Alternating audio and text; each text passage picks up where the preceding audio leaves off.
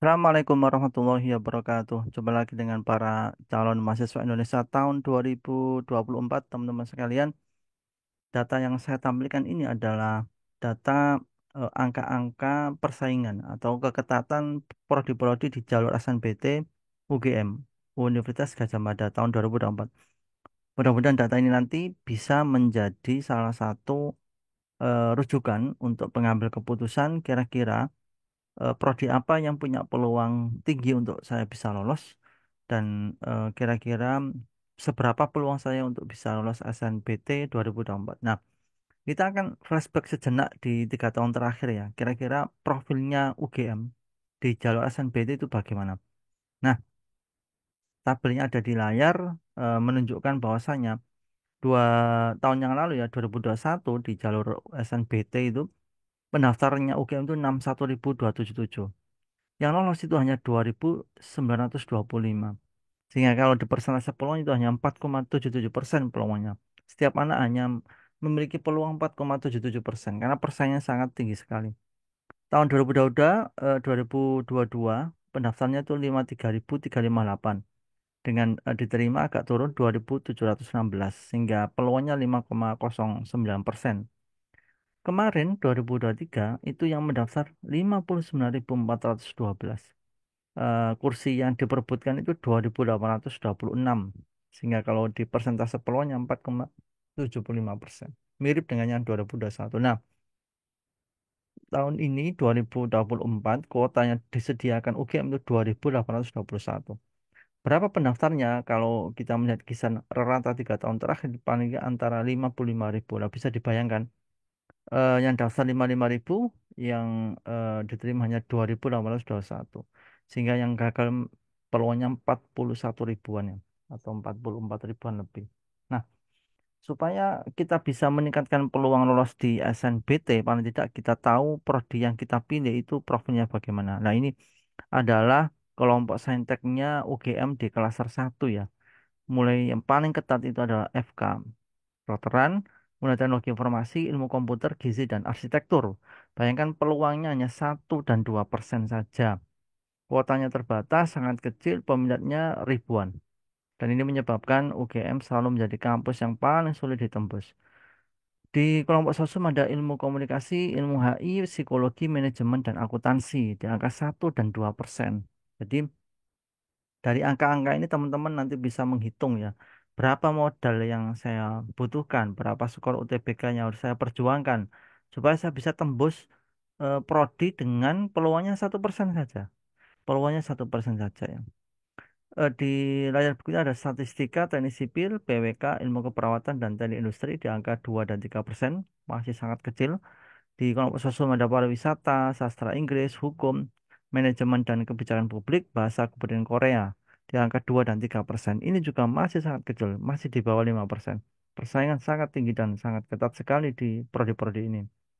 Di layar kedua, kelompoknya saintek ada ilmu aktuaria, kedokteran gigi, farmasi, teknologi pangan hasil pertanian, dan teknik biomedis di angka 3 dan 4%. Ini kompak ini ya. Kemudian di kelompok sosial ada politik dan pemerintahan, pembudayaan sosial kesejahteraan, bahasa Jepang, ilmu ekonomi, dan sastra Arab di angka 3 dan 4%. Masih sangat kecil sekali, di mana memang kuota UGM itu kecil-kecil ya.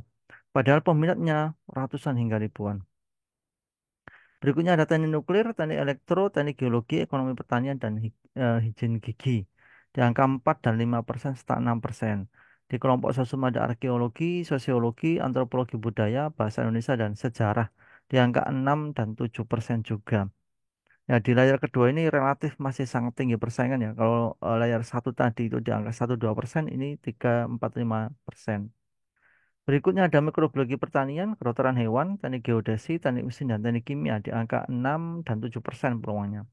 Di kelompok sosum ada bahasa sastra Jawa, filsafat, bahasa dan sastra Perancis, teknik sumber daya air di angka 7 dan 8%. Yang terakhir teknik sumber daya air ini prodi baru ya, baru dibuka tahun ini, kuotanya 20. Melanjutkannya saintek ada pembangunan wilayah, kehutanan, geofisika, matematika, geografi lingkungan di angka 7%. Kemudian elektronik dan instrumentasi, teknik infrastruktur lingkungan, penyuluhan dan komunikasi pertanian, agronomi dan ilmu tanah di angka 8, 9, dan 10%. Nah, ini sudah mulai ya di angka 10% ya, sepersepuluhnya. Lanjut di teknik industri pertanian, kartografi penginderaan jauh, akuakultur, teknologi hasil perikanan, dan teknik pertanian di angka 10 dan 11%. Kemudian ilmu dan industri peternakan, manajemen sumber daya akuatik, fisika, teknik fisika, dan kimia di angka 12, 13, 14, dan 15%. Ya, ini semakin naik ya. Berikutnya ada biologi dan prosesi tanaman di angka 16 dan 17%. Mentok di angka 17 ya. Ini gambaran secara data terkait dengan keketatan prodi berdasarkan informasi tahun 2023. Jadi di data SNPMB ini valid dan prodi-prodi ini yang nanti teman-teman bisa pertimbangkan pilihan saya ada di layer yang sangat tinggi persaingan atau di layer yang rendah persaingan. Di UGM juga ada membuka vokasi ya, ada pengelolaan arsip, akuntansi sektor publik, bahasa Inggris, teknologi jasa perangkat lunak, dan manajemen informasi kesehatan di angka 35%. Bayangkan vokasinya aja sangat tinggi persaingannya, sangat ketat sekali. Kemudian ada bisnis perjalanan wisata, sistem informasi geografis, manajemen dan penilaian properti, perbankan, dan teknologi pengelolaan infrastruktur sipil. Di angka 6, 7, dan 8%. Berikutnya ada teknologi pengelolaan alat berat, teknologi rekayasa internet, pengelolaan hutan, teknologi rekayasa sipil, dan teknologi rekayasa mesin di angka 8, 9, dan 10%. Kemudian ada teknologi survei, teknologi rekayasa elektronika, pembangunan ekonomi, produk agroindustri, dan teknik instrumentasi di angka 11, 12, 13, dan 14%. Tapi ini kisaran-kisaran angka ini masih di bawah 10 ya, atau di bawah 15, dan itu secara persaingan masih sangat tinggi dan sangat ketat sekali. Untuk itu teman-teman perhatikan modal yang harus disiapkan ya. Apalagi kalau teman-teman mengincar prodi yang ada di klaser satu ya. Bayangkan di klaser satu itu peluangnya hanya 1 dan 2%, maksimal 3%. Sebuah peluang itu semakin besar angkanya, semakin tinggi peluangnya. Semakin kecil angkanya, semakin kecil peluangnya. Nah, semoga video ini membantu dan bisa menjadi salah satu rujukan untuk pemilihan prodi SNBT 2024. Semoga sukses. Sampai ketemu di video berikutnya. Wassalamualaikum warahmatullahi wabarakatuh.